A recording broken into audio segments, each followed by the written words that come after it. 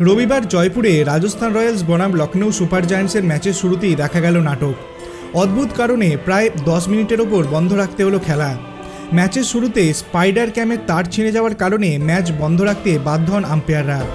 তখন সবে খেলার দুবল হয়েছে। লখনৌয়ের মহসিন খানের প্রথম দুবলে 1 রান হয়েছে। মহসিনকে খেলতে তৈরি ছিলেন জস বাটলার। এমন সময় স্পাইডার ক্যামের তার ছিঁড়ে গিয়ে মাঠে পড়ে যায়। স্পাইডার ক্যামটি কাজ করা বন্ধ করে দেয়।